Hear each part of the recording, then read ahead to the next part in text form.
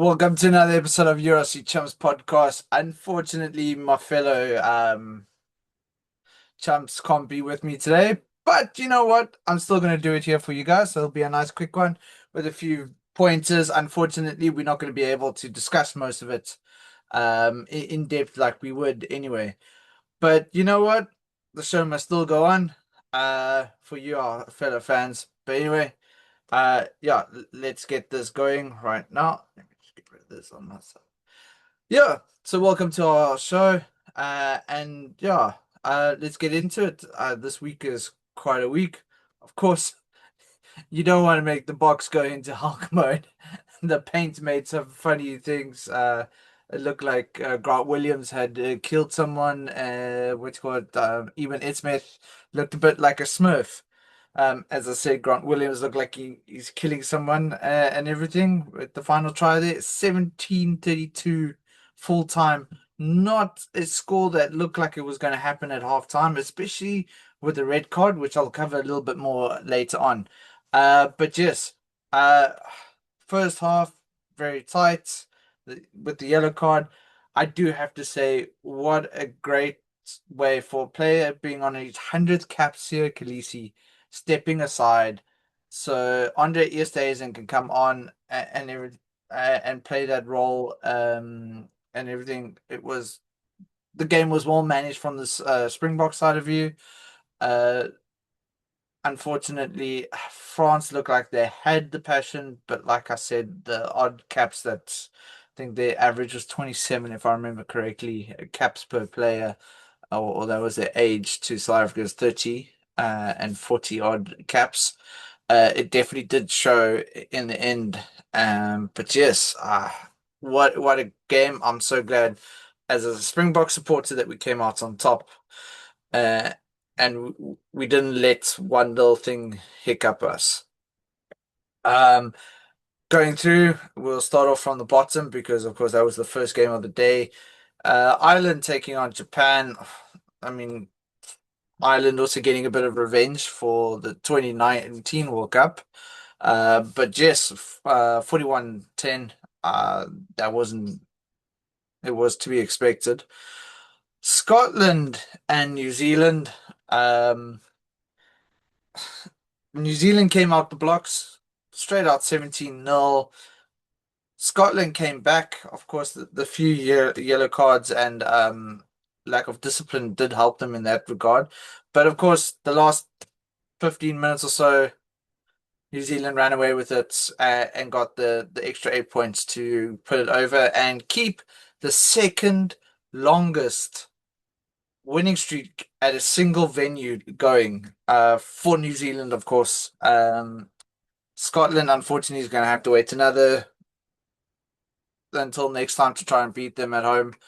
They are looking a lot better right now, so that could come sooner than later, but we're going to have to wait to see. A lot can happen going either way. England against Fiji. Fiji were holding on to their game, and that one try that got disallowed, and then they lost it, and they fell behind, and there was no way coming back at the end. So yeah, well fought by Fiji, but as we said, that game was going to be very physical.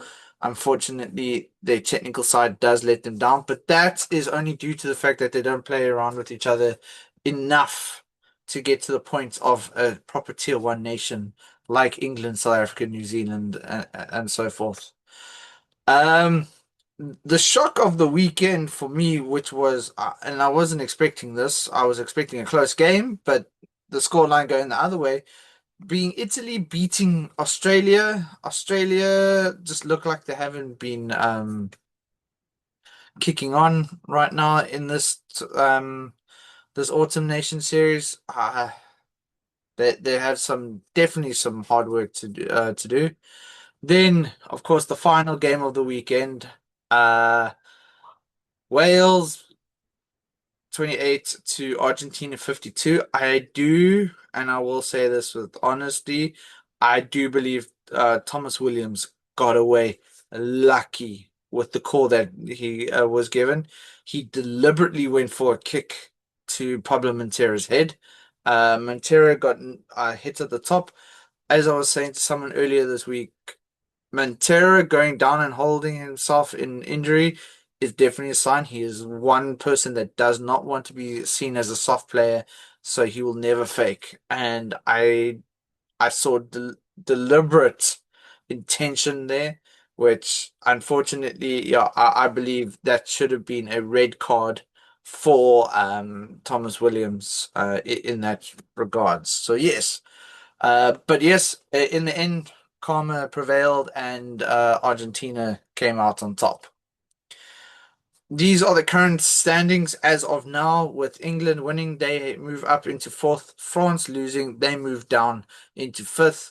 The rest of it kind of stays still. No real movements right there. Argentina really holding on to that sixth position, which they really, really want to. With Australia losing, really helped them as well. Just make sure that they can hold on to that position just a little bit longer. This is the team that Italy has released for the game coming up against South Africa. As you can see, they are definitely going with some real flair and everything. I see they brought Tommaso Allen on as well, being the ex-Western Province boy himself. So yes, this looks like it should be a good game. Even though we did beat them 2-0 in the incoming series, I still believe that we cannot underestimate Italy right now. The fact that they beat Australia has definitely got their tails up and they are wagging. They are going to be dangerous. We do need to proceed with caution. But knowing Rassi, he's going to proceed with caution, but with a ace up his sleeve. And that ace being up his sleeve, as you can see, the team is going to be Byron Fenter, who got taken off at 35 minutes because apparently he needs to get used to test match intensity. But it shows the confidence that Rassi has in him, the fact that he is starting number one again.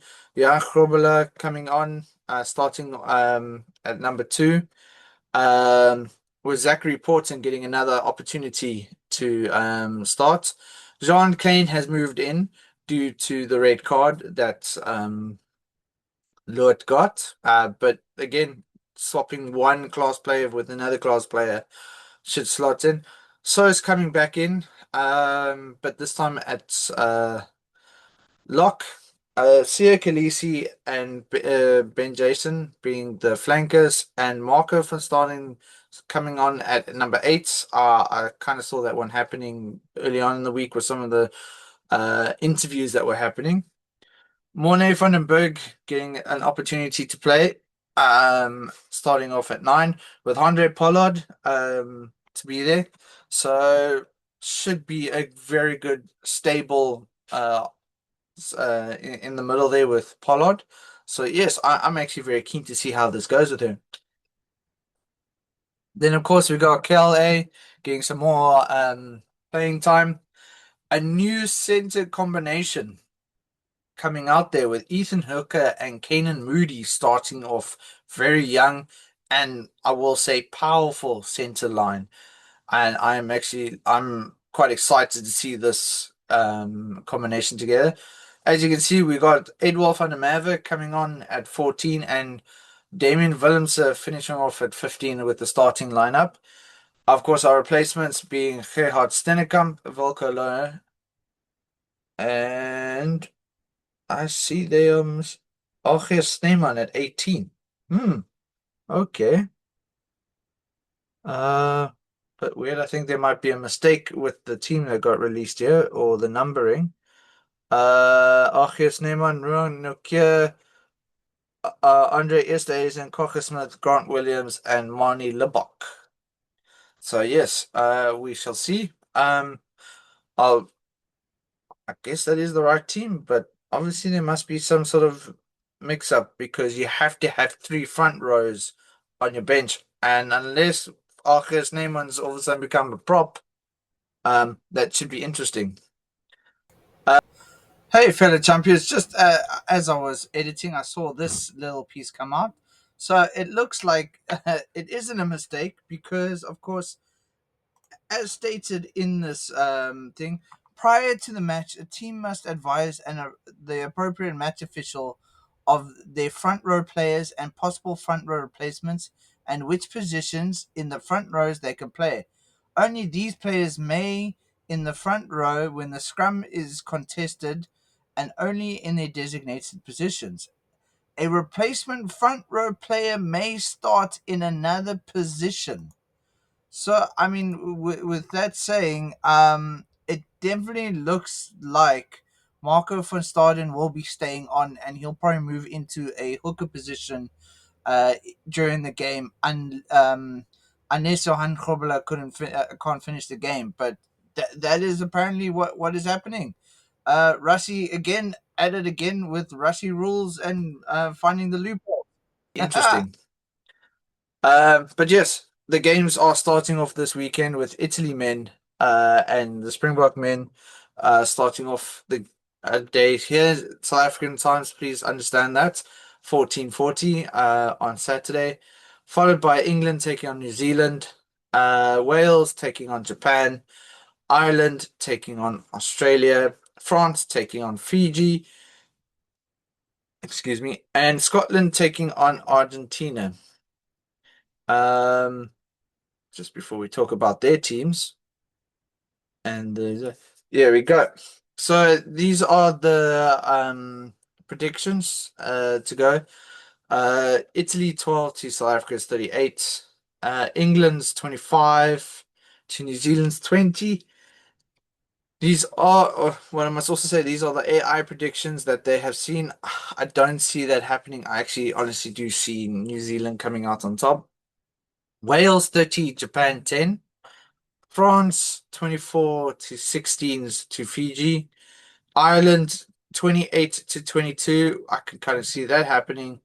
And Scotland's men 22 to 18, which I think the game could go either way. I did see the betting odds were pretty close between them. So yeah. Um, Before we come back to that, then of course these are the teams for New Zealand and Australia. I went through it very quickly. I see Scott Barrett's back in the team, taking over the captaincy with Corey Taylor and RD Sevilla apparently being vice captains. So yeah, no Geordie Barrett as of yet, but Bowden is in the team, and we see Will Jordan coming on at 15 and DMAC at 23, obviously because he can slot between the two. And then as you can see, Ikutal and Suali'i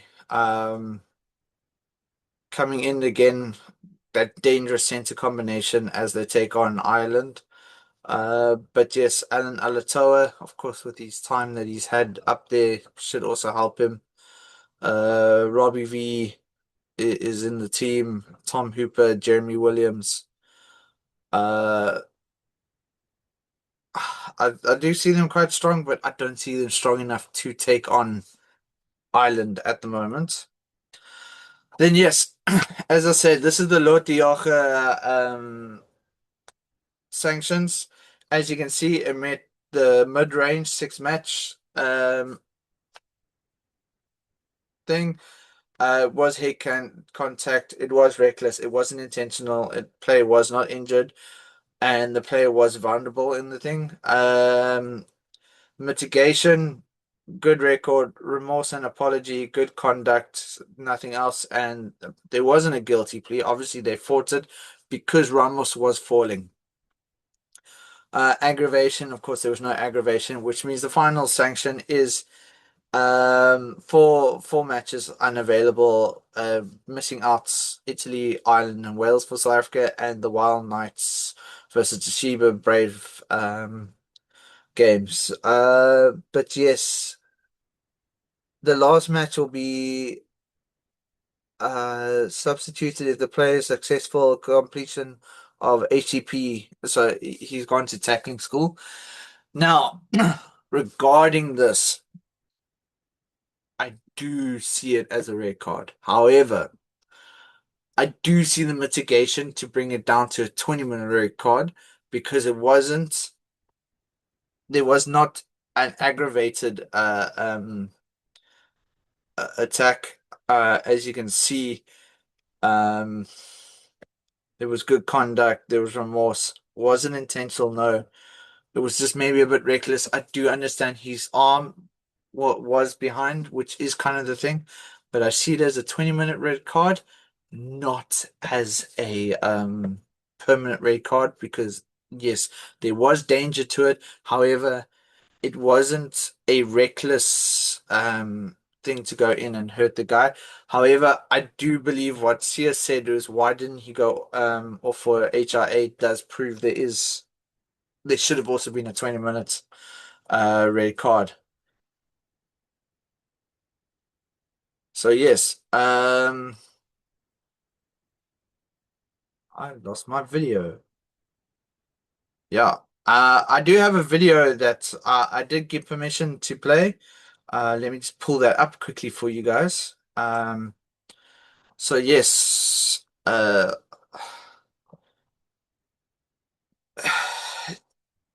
which of course South Africans have been saying this for a long time, that yes, are we getting unfairly treated and everything?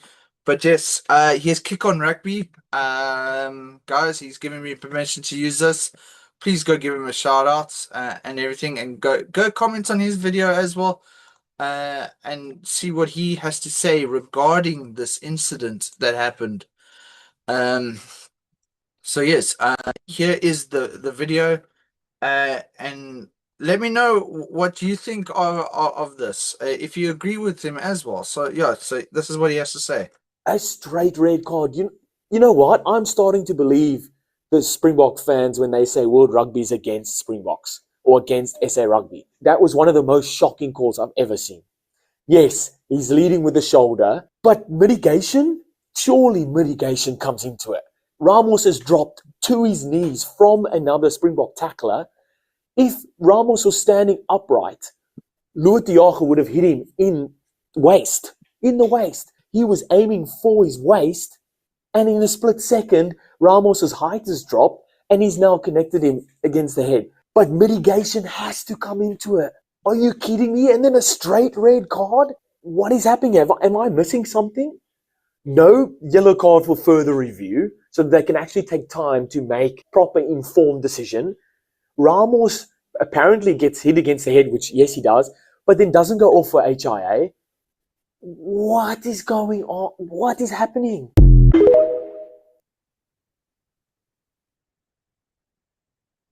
Yeah, so kick on rugby, as you can see on TikTok. Guys, go give him a shout out. Thanks very much for letting us use your video for that, and thank you for saying something that most South Africans have been saying for a while. I mean, right now there's a huge outcry because of what happened with Vessel. I believe there's some more happening, though it hasn't been quite released as of yet. So yes, we are going to keep an eye on that. But yeah, um, I think there is a lot more that needs to be broken down. We are asking for fans, and it's not just South Africans, it's all over the world right now. We are asking for consistency, because you get a call like this here, but then it happens somewhere else and it doesn't. Or you get something that it gets called, but we don't, but then we get sanctioned at a higher point. I mean, Grobela, with no disciplinary record right now, has a huge red mark on his disciplinary record with no evidence to it. Now, like I said, there was mitigation, that the fact that he would have been tackling mid range in the body. Yes, it should have, like you said, should have gone off. Yes, he should have served the ban. So I have no problem with the ban that he's been given, because yes, along with the red card, but a 20-minute red card, we should have got there. Please, guys, please remember to like. Also, put your comments on what you think about this. Do you think we are getting unfairly treated? I know Rusty, a lot of people have said on a couple of things on TikTok and YouTube that, yeah, no, South Africans have been saying this for years. Yes, we have, because we have seen the unfair justice. It's probably because we go through a lot of unfair justice in everyday life. But yes, just let us know what you think. drop a comment, like, please share this with your friends. Let's start the conversation up, and everything. But yeah, this is the thing. I am looking forward to this week of rugby. It is going to be awesome. I can't wait. I'm frothing at the mouth to see this week. Yeah. But yes, guys, like I said, please remember to like, share, and subscribe, and drop a comment and let us know what you think about everything and what you think the game is going to be. Hopefully before Saturday, and come back and see what you said about the game, and leave a reply on your own comments. Say how you got it right or you got it horribly wrong. But yes, anyway, guys, fellow champions, thanks very much. Have a good one. Bye.